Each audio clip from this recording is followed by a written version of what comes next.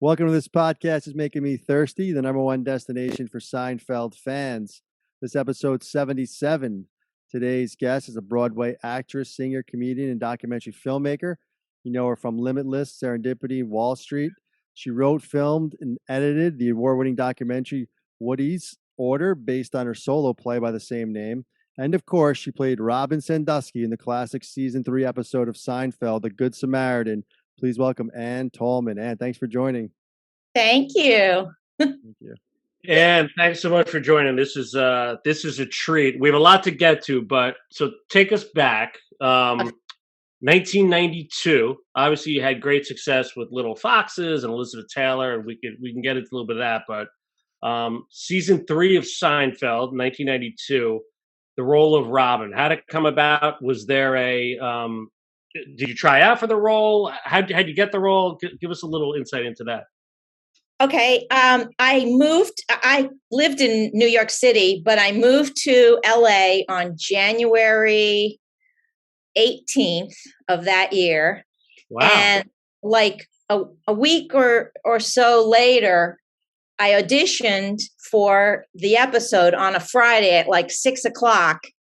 And I did the table read the next morning. I got it. And actually I didn't, I thought, well, the audition was so late. I didn't check my phone for a few hours, and they'd been trying to get a hold of me, and, started the very next day. And Jason directed it. Jason Alexander directed my episode. So I auditioned for him plus the other guys. Oh, interesting. And it was wonderful. It was the first job I got when I moved to LA. Oh, wow. Yeah. You're green, huh? And Yeah. so Jason directed it. That's true. Yeah, that's right. One of the few episodes not directed by Sharon's or Ackerman. We love anytime George is behind a desk talking to authority or eating is the best George. Oh. And you were at the classic George eating scene. Yes. When he's just chomping on the spaghetti, pass the bread, pass the Spaghetti. salt, while Holly telling the story. So Yeah. take us through that scene. Now that even though Jason was directing, he's obviously acting in that scene, and that's one of the classic scenes of all time with the It was bullfighter and hilarious. everything. Oh man, Caroccio, Eduardo Caroccio.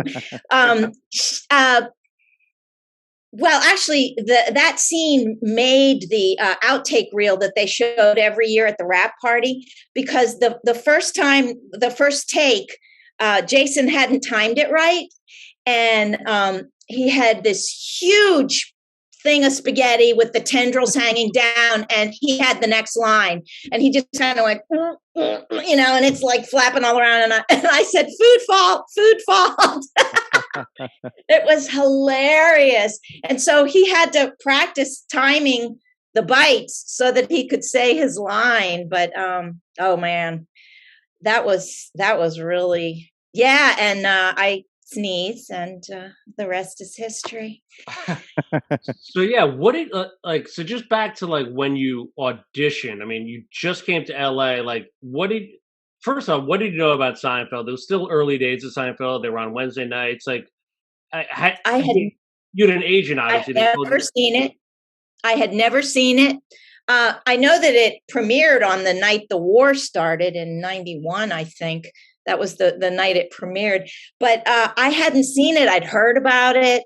And I got this very last minute audition, go over to Radford, and I got the sides, read it through once, and went in, and I got it. And I mean, because I got it, I understood what was funny about it, and I just did it. And it was really fun. And Jason was just so nice, and everybody was really, really nice. I think Jason was nervous, and we had a bedroom scene. So his wife was, of course, on set and, checking in between takes. Yeah, I love the blankets in that scene. And yeah, The dinosaurs. Dinosaur sheets. Yeah. Yeah. And he had on boxers, and I had on like a flesh colored leotard with the straps pulled down. But, yeah. And that's when I I don't know if you guys know this, but I fell in love with Michael Richards, and we were a couple for 3 years. We were going to get to that. You're going right into it. Okay. That's beautiful. No, that's great. Yeah. Tell us, you feel free, let us know. We didn't want to go too far into how that happened. No, we're still good friends, and Jason and I are friends. Also, Peter Melman, who I think we love Melman. He was on with us, one of our first guests. Oh, he's still a good friend. He's a really good friend. I fell in love with Michael the moment that he was working out the convulsions behind the sofa to Mary Hart's voice on Entertainment Tonight, because I think he's the greatest physical comedian of the generation. And he idolized Red Skelton, Buster Keaton, Laurel and Hardy, Jacques Tati, Keystone Cops. And he worked it out like piece by piece. I mean, it was like a choreographed dance. And he had special shoes that he always wore that are safer and have really rubber soles. And I just sat there completely mesmerized, and I fell in love with him. I just was like, oh my God.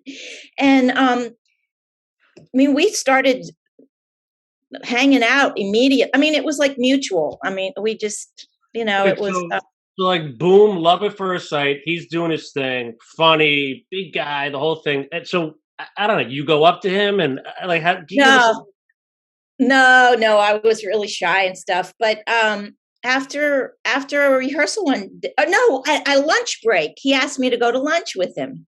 Nice. And I was like, oh, sure, okay. And we just started talking, and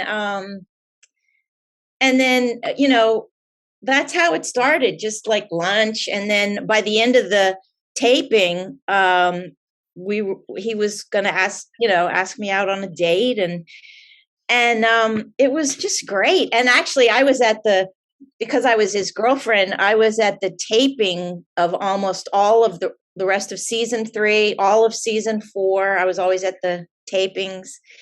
And so I got to see some of the great episodes happen, like Junior Mint, the contest, Shrinkage, and just, it incredible.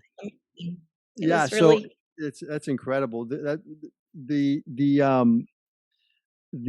Every single guest we've had on this show has mentioned that about Michael Richards. Every single guest to a T has talked about how he prepares for going into the door, or we had Siobhan Hogan on, and they do a dance and they choreograph the dance for hours beforehand, and just how professionally he is and dedicated to his craft. Now, as someone who dated him, I'm curious, was that what was off the set? Is he that focused on the set and off the set completely different? I mean, it's just interesting that he had that it seemed like, from what I've seen just from interviews, things, he's like two different people almost. On set, he was this crazy guy, but in normal life, he was much quieter. Well, on set, he was still Michael, but when he was Kramer, he was that crazy. And in real life, Michael was not Kramer, but he was the consummate professional. And then he and I would hang out, and he would study old movies with video, right? He would study a Buster Keaton movie, but watch it backwards, clip by clip, and with me, and show me how a physical comedian sets up a pratfall, he would watch it backward, and he would, narrate, okay, and then he does this and he does it, and then he would do it forward. And so he studied. And when he was, I know these inside things, when he was a little boy, he idolized Red Skelton, and he would get his mother on Saturdays to drive him to Beverly Hills to Red Skelton's house. And he would just sit across the street on the corner, and just stare at Red Skelton's house. And he would say to himself, someday I'm going to be like him, and I'm going to have a house, and but isn't that amazing? Well, it's funny. Yes. in researching, you've done interviews and you've mentioned Red Skelton. Like he was one Yes. of your favorites. It's funny how that you had that common. Well, and then what happened was in '93, Red Skelton's 90th birthday, or maybe it was I think it was his 90th, maybe it was his 80th. He invited Michael to the birthday party. It was in Lake Tahoe. And Michael read the poem, The Clown, that Red Skelton wrote about his father, who was a clown. And he asked Michael to read the poem at the birthday party. And then Red Skelton did 40 minutes of, and I because when I was a little girl, I was only allowed to stay up past 8:00 on Tuesday nights if I'd washed, brushed my teeth, had my bath, had my PJs on to watch Red Skelton. And I mean, so I was like 4 years old again with my PJs curled up in the chair watching Red Skelton. It was just, so that's amazing, that both of us idolized him. And then I got to meet him and be at his birthday party. And he was the sweetest man. And Michael and Red Skelton both had lost their fathers very young in life. So that was the connection that Red knew about that somehow. And so that was just really cool.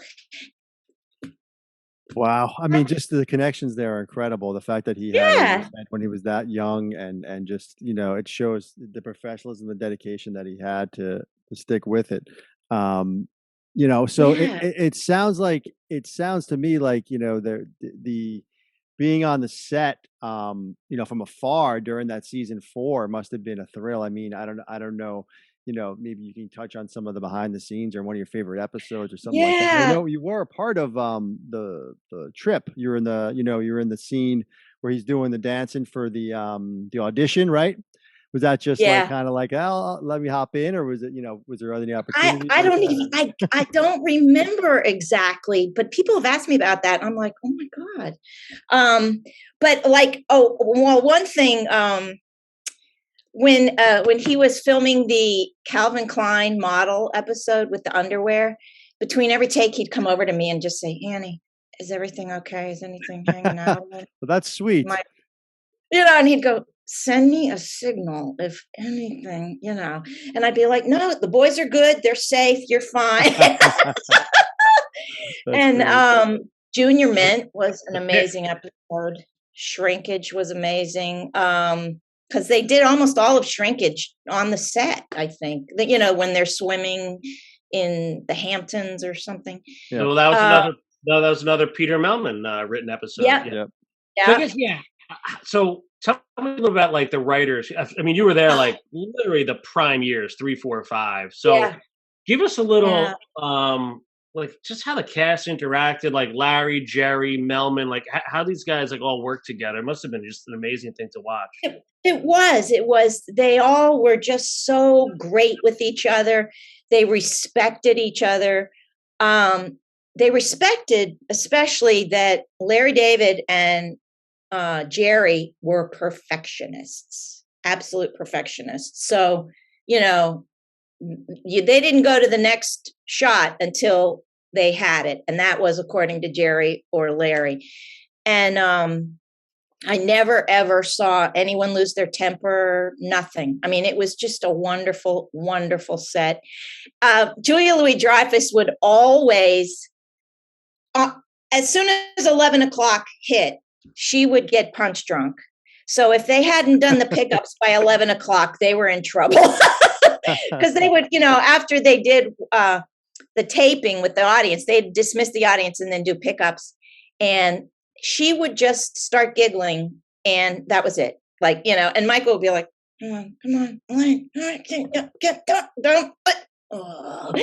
And she was like a kid at a slumber party when you just can't stop laughing, That was really funny. Oh, and another thing was, how Kramer's hair just kind of got bigger and bigger?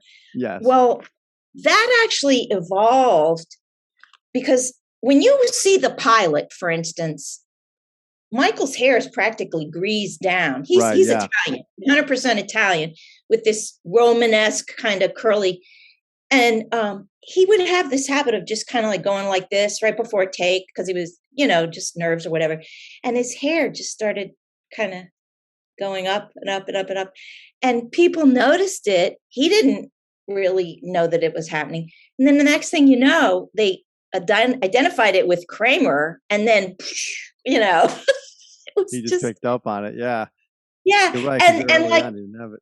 the entrance, I think once he thought he was late for a cue and he just kind of like went in, and it was so funny, and it got a laugh that kind of started him on, well, I should make every entrance different somehow. It's part of, so that's how that evolved. It's funny, like Larry David talks about that. I think originally he was upset at all these entrances because it took time away from the show, but like Michael just took it to another level that he just embraced. Yeah. It. Incredible. Yeah, because Michael knew that, like, even like with a song, if you say the same phrase twice in a song, it better mean something different each time. And like, so he never did the same thing twice, kind of. Yeah, and it's funny. And the Good Samaritan is just a very underrated episode. I mean, you mentioned Jason Alexander, obviously the spaghetti. I mean, Elaine is. I love when they're together. It's rare that when they're together, but they're eating.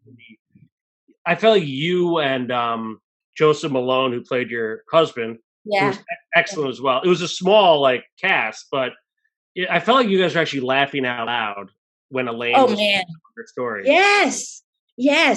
And here's some other trivia about that. Because I listened to some of your podcasts. The whole Becky Gelke thing. By the way, she blew us off. Yeah, Becky didn't want to come on with us. So. She's a real person. She's a friend of mine. Becky Gelke is now Becky Gelke Baker. Becky Baker. She's married to Dylan Baker, but her maiden name was Becky Gelke, and she used to date Larry David when they lived in Manhattan Plaza. And that's when Kramer lived with him. And so he used her name, and I told her, I said, I'm in this episode. Isn't your maiden name Becky Gelke? And that's when she told me, oh, Larry, that Larry, Isn't that wild? And Helen Slater kind of was a friend of Jerry's and just did that episode, She's at the end. Well, she's the woman who hits the parked car but won't fess up to it. Yeah. Melinda McGraw is the one who hits the car. Yeah. Yes. That's right. That's right. Oh, yeah. And at the end, Helen Slater, he presents the check, and and Kramer got the girl, I think, on that one. But, Yes, Kramer ended up with Becky Gelke. Yeah, but Melinda McGraw's terrific. Man, she was terrific. Yeah. What I'm curious because with being with Michael during that period from between season 3, at the end of season 3 into 4 and 5 was really when the show took off ratings wise and sort of got a much bigger audience. We were obviously fans from the earlier seasons already started, but it didn't really take off yet. Was he talking about that at all? What was the perception that he was having personally as far Michael? as where the show was at, and if it was noticeable that it was taking off, or he was just kind of focused on his thing? Or while we were together, he started to notice that people recognized him a lot. And actually, it also, like what you're saying, the Emmys started coming, he won his first Emmy in 93 and he thanked me. And I remember I tell the people this joke all the time, but I was sitting there, knowing the camera's on me and stuff. And I'm thinking to myself, I'm so glad I'm taping this at home. I'll be able to show my kids. They probably won't be his, but anyway. And, because I just, who knew? But he started getting scared every once in a while. And that was when people would just come up to him, and he wasn't used to that, right. And he thought, wow, I hope no crazy person just comes up to me or something. I can remember we were in San Francisco once, and this kind of scary looking guy just came right up to him. And for a second, he was a little frightened. But yeah, I was there when, like, all of a sudden they were on the cover of People and all the, it just really kind of, um, and they Yeah, and all, I thought, handled it beautifully too. Nobody got a big head. but it's interesting. The character Kramer, like Oh, again, yeah, not Michael Richards, was just I don't know. Like I'll never forget my grandmother in her 90s.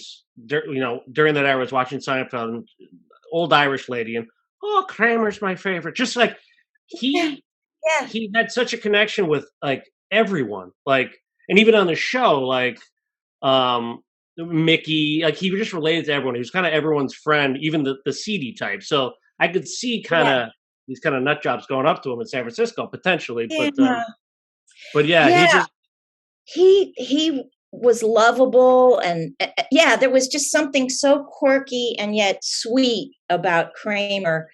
I mean, I fell in love with Kramer, but I also fell in love with Michael Richards. But um, yeah, and there was something innocent about him sometimes. Like, he would just get this look on his face, and you did just think, "Oh my God, are you for real?" As Kramer. Um, oh shoot, I was going to say something good and then I forgot. well. So Um, 92, you go on the set, right? Early 92, you guys start dating, and then his first Emmy's 93. Like, just tell us about like that night. Was it just a complete like whirlwind? Like, wi- did let me ask you this: Did he had a I mean, speech? Jason was Obviously, I know nominated too, I believe, right? he thanked you and his daughter. Like, did he think he was going to win that night? no, he really didn't. We went to the Emmys together in 92, but he wasn't nominated. The show was nominated. Right. But in 93 was his first nomination, and he did not prepare a speech. I was pretty much living with him at his house in Studio City, and we just got ready, and we tried to not be too nervous about it all, like we just tried to. But and well, the first year that I went, you guys mentioned I played Elizabeth Taylor's daughter on Broadway when I was 22, and she and I remained friends for her life. And so when I found out I was going to the Emmys in 92, I called her. I said, "Elizabeth, I'm going to the Emmys. What do I wear and where do I get it?" And so She's the set one to up, ask, right? Yeah. she set me up at Saks for a private, you know, thing for, Very and cool. she loved Kramer. So she watched from home and was thrilled. Look at Um, you, a girl from West Virginia, Pittsburgh, making a phone call to Elizabeth Taylor. yeah. And in 92, when I had just moved there, like I moved there, her birthday that year, February 27th, she rented Disneyland for her birthday. Wow. Be nice. And I went to that with one of my best friends from home, because I didn't feel like I knew Michael quite well enough yet to ask him to be my date. So I brought and I met Michael Jackson while I was riding the teacups. That's a story. Yeah, that's wild. Yeah, no, and she was a big fan of Seinfeld. She loved it. Really? I'm surprised she And never then, went on. I mean, Bette Midler went on, and Raquel Welch, and couldn't yeah, get a she Liz should have gone Taylor in on. there. Yeah. She used to always insist on keeping her wardrobe, so she would have kept her wardrobe. Oh, and that's what I wanted to tell you. Michael was the one who started um, Kramer wearing vintage clothing, and he would go vintage clothing shopping himself, and then show the wardrobe people, and they would use what he picked because they liked it and stuff. He loved That's those shirts, those vintage shirts he used to wear. that's very cool. Yeah. So I Yeah, mean, the Emmys was big because Jason was nominated against him. I think at least 2 times, maybe even 3. yeah, And the show was up yeah, every year at that point, right? So I mean, was there yeah. a lot? I'm assuming they were probably just happy for each other, and kind of all kind of were together for the most part during that stuff. Yeah, Yeah, as far as I could tell, they Right. were just thrilled for each other. And Julia, oh my gosh, she did so great with all that. She What's won she? like a billion. Yeah, were there? I'm just curious because you were the kind of there day to day, if you will. Yeah. Like, and I know obviously Michael knew Larry from Fridays. They had a history. Right. Like, I don't know. Did he ever Yep. come home like during the week and be like, ah, Jerry's driving me crazy. He's not letting me do this. Like, was there any of that, or was it Nope. literally a cohesive team? And he was just always grateful to have a job and to be being Amen. paid to do what he loved to do, because he was a real working actor for 20 years who Right. he did a pilot once a year and that would last him the year. He and his first wife, and he has a daughter, Sophia, from his first marriage. And he had to have odd jobs and stuff to make ends meet. Like he was a bus driver, school bus driver, and his wife worked at Sears, and so Fridays was good, but it didn't last all that long. But he was just always grateful and humble.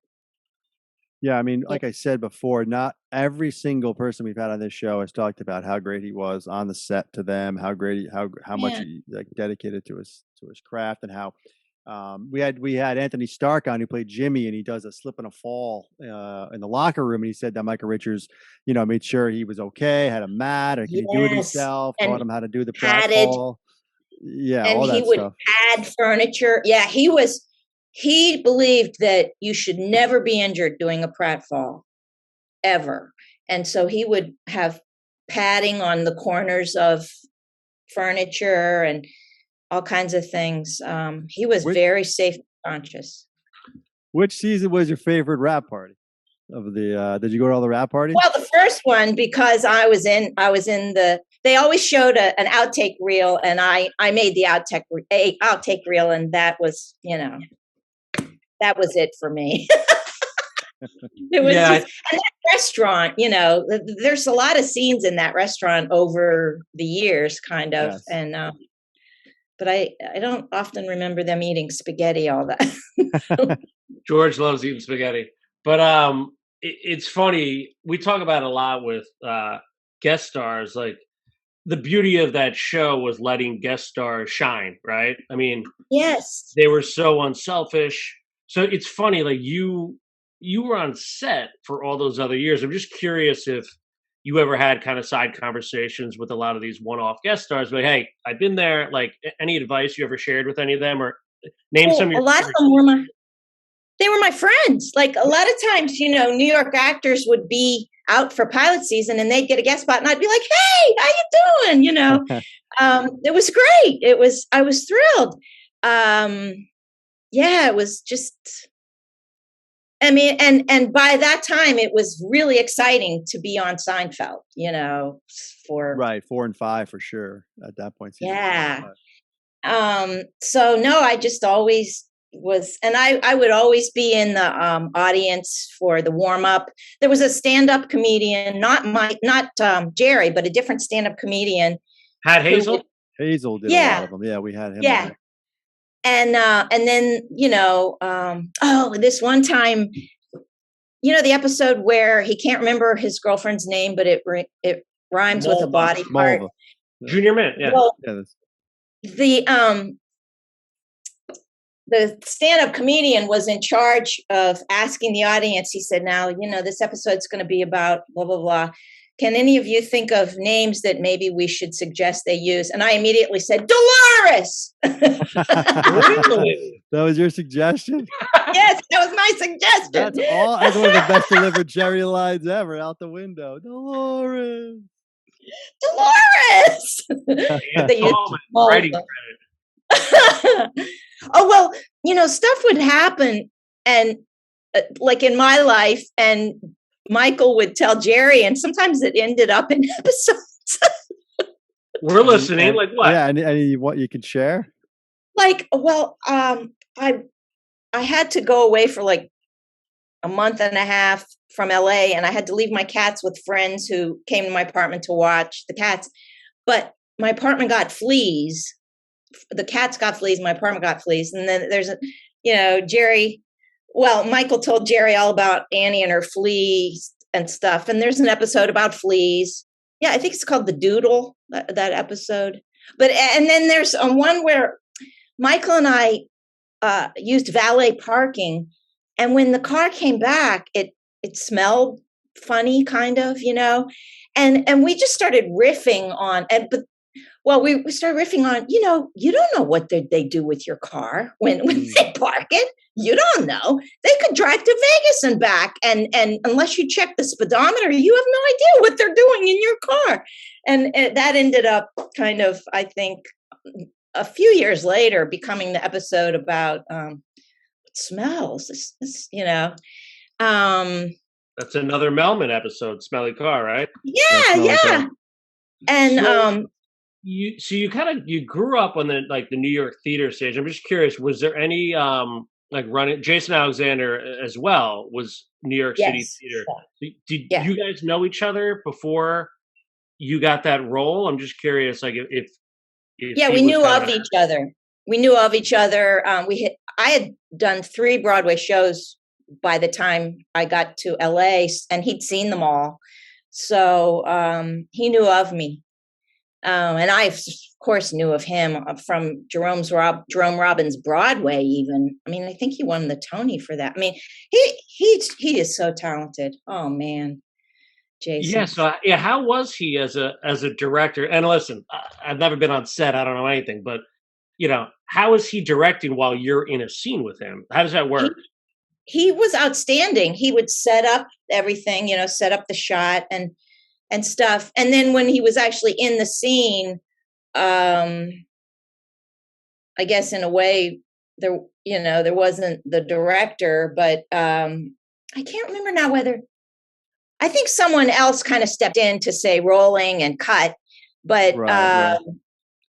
He did a great job. I thought he did a terrific job. And everybody was around, like Tom Chironis was around and the other guys were all there, but he held his own. He did great. And then, he directed a movie about 10, 15 years later called Cherry Pink. Do you know about that? Yeah, hell of a film. Yeah. And so, Yeah, I mean, listen, in a weird way, like Seinfeld, greatest show ever, blah, blah, blah. But Michael Richards and Jason Alexander, for some reason feel underrated or undervalued in a weird way. I don't know why that is, but maybe because it's not the Seinfeld name, but those two in our minds, probably the 2 best characters you'll ever find in a sitcom. Yeah, for sure. Yeah. And, Jerry and Larry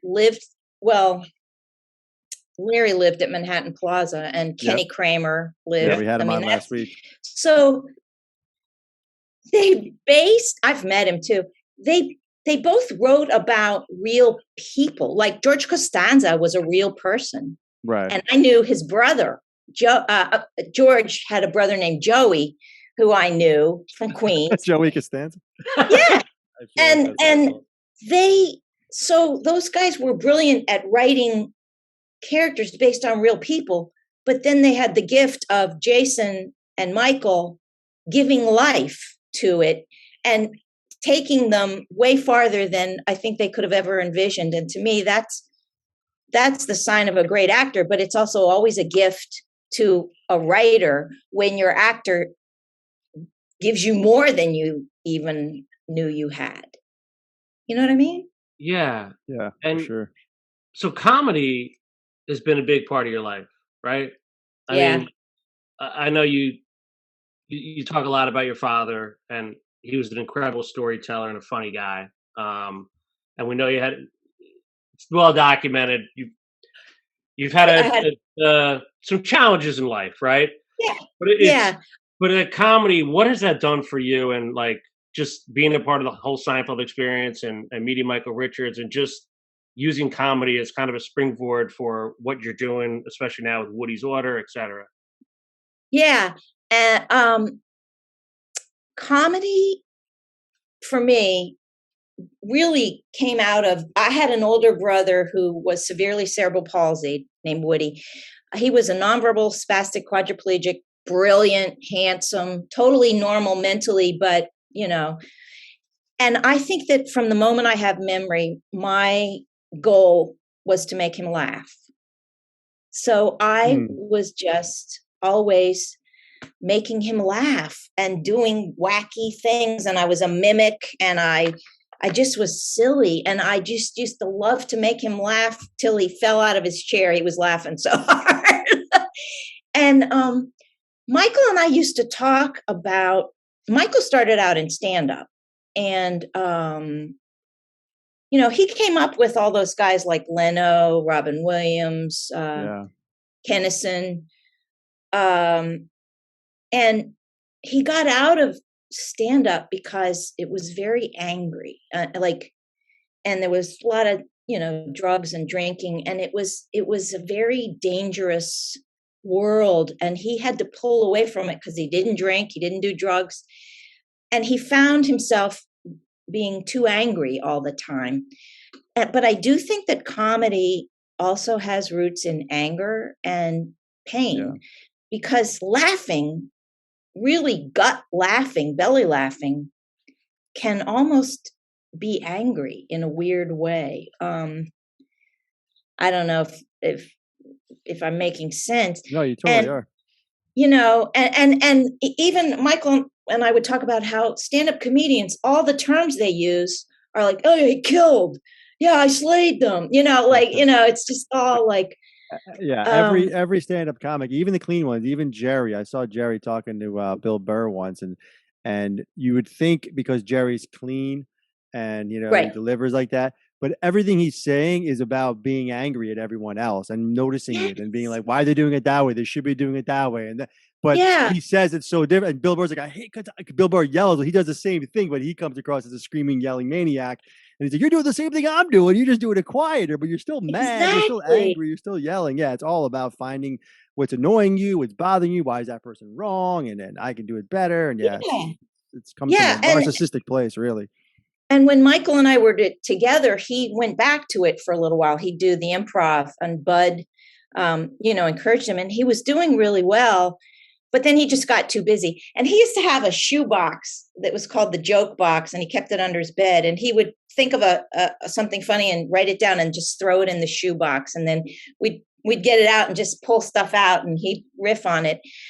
But of course, we all know what happened with Michael at later. And I think that is also tied in with anger, because Michael doesn't have a racist bone in his body, but he was being heckled and he lost his temper, and he handled it in a way that I know he regrets and didn't mean. He thought he was being funny, cutting edge, pushing the envelope, and it just all went to hell. But the whole anger aspect of that, I think, terrified Michael. Well, he just had so much soul homework, as I call it, after that, because it was a horrible thing. Jerry stood by him. And Michael really had to face his anger through that, and the woman he's married to now, I think, really stood by him through all that. But stand up is a slippery slope, man. It's scary. Yeah, and agreed. It's interesting you meant the stand up versus the Robin Williams and even you, right? Entertaining Woody. Like, I'm just curious, was Woody a Seinfeld fan? Would he ever? Oh yeah, and Woody. Did Michael ever interact with him? I'm just curious. Oh yeah, I brought Woody out to LA for trips, and we'd go over to Michael's house. We spent Thanksgiving and Christmas with Michael and his mom and daughter, and Woody and me. And Woody really liked Michael, and Michael was fascinated by Woody. He hadn't really been around a person like Woody. And a few years later, when I had to move my brother to a group home for a while in Alabama through United Cerebral Palsy, Michael just donated $20,000 to United Cerebral Palsy in Woody's name. Woody kind of inspired Michael to be more sensitive about people with special needs, and grateful again for having your health and your body. His mother, Michael's mother was just, she was so sweet. Oh God. And she loved Woody. His mother was an amazing woman. She raised him by herself. Michael used to say he was one of the original latchkey kids, because she worked 3 jobs and she would leave money on the table for him. And where'd he grow up? He grew up in LA on really? Black Gelder Street. Is that sounds right? Kind of, yeah. Kind of on the way to the airport. Yeah, he's LA born and raised, and Italian. His mother's name was Filomena Nardoza, and Phyllis. She went by Phyllis. She was beautiful. So you mentioned, he much like we had the calzone guy on, and Michael Richards did an incredible scene, doing his Italian accent and throwing the pizza down. Like he must, Yep.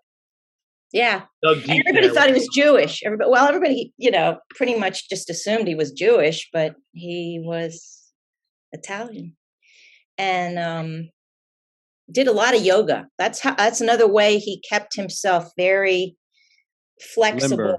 Flexible For the comedy was yoga. Yeah. I tried yoga back then, but I would always pull something. Yoga, I didn't like it. he must have done some extra yoga during those Calvin Klein episodes, right? Oh, man. Well, I mean, people kind of just thought he was goofy looking, but he was an athlete. He was very healthy and never did drugs, never drank, ate really well. And he and his second wife, they have a beautiful son, and I'm just really happy for him.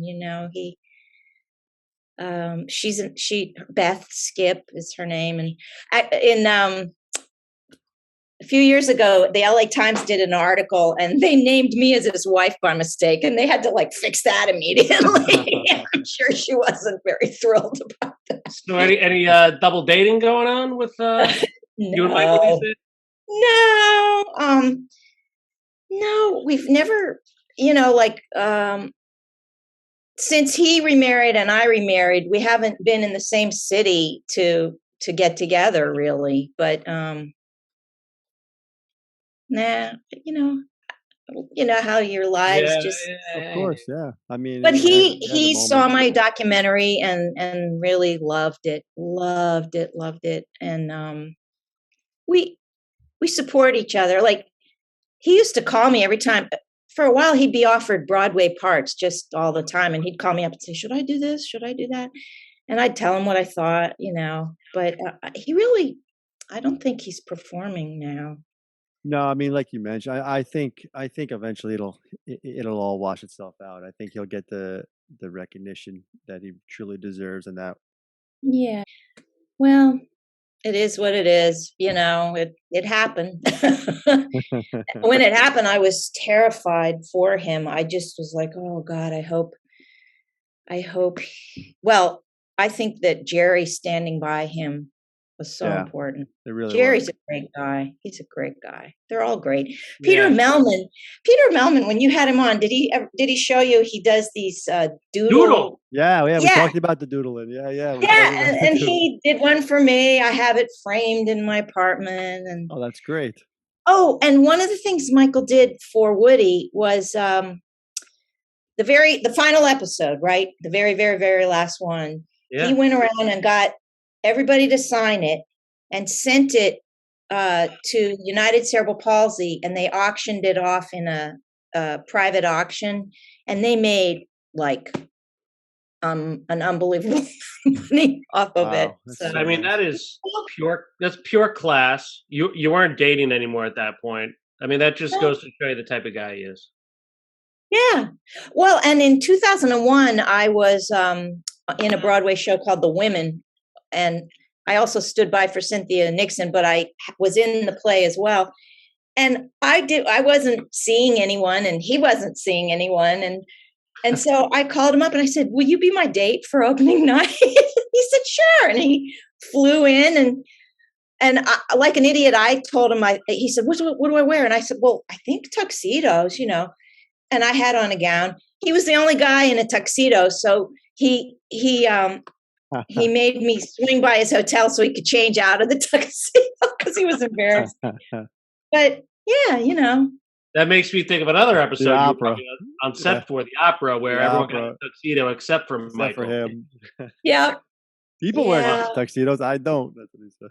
So, Ann, I know you mentioned documentary, and I know Woody's order Oh, is. yeah. So Well, tell us what you're up to. I've just written a cabaret because I'm a singer. I actually really started out singing, and I'm going to do it at Feinstein's 54 Below in New York. It's about my 18 months with Elizabeth Taylor and then our lifelong friendship.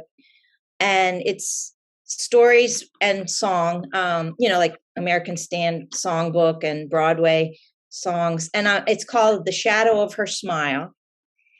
And Lena Koutrakis, a wonderful director, is directing it. And Alex Rybeck is my musical director. And it's going to be March 31st, 2022 at Feinstein's 54 Below. It took me a year to write it. And I talk about Michael and the night we went to the Emmys in the show because Elizabeth, dressed me as usual. She used to dress me a lot. I needed it.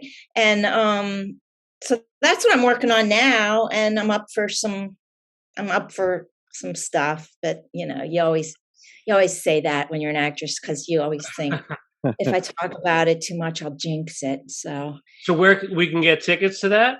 Feinstein Theater or Feinstein's 54 Below. It's a cabaret venue underneath Studio 54, which is now a theater. The tickets should be on sale pretty soon. They're not quite on sale yet, but yes. All right, well, I should be back in the city by then. So yeah. Oh really? Oh great. Yeah. Very cool. Yeah, I'm really excited about it. So that's awesome. what I've been working on and just singing like crazy. When my brother finally passed away in 2018, I did a self-study grad school for myself because what happened was when I was 20, my mother died very suddenly and I sort of had to take over the role of taking care of my brother. Mm-hmm. And I knew that I couldn't go to grad school because I just couldn't. And so when he passed away, I did my own grad school and I just finished. I think I passed. So I was working really hard on all that and COVID, COVID happened, but that was fine because I would be taking like Zoom classes every day. But you guys, I love your podcast. I love what you guys are doing. It's thank you.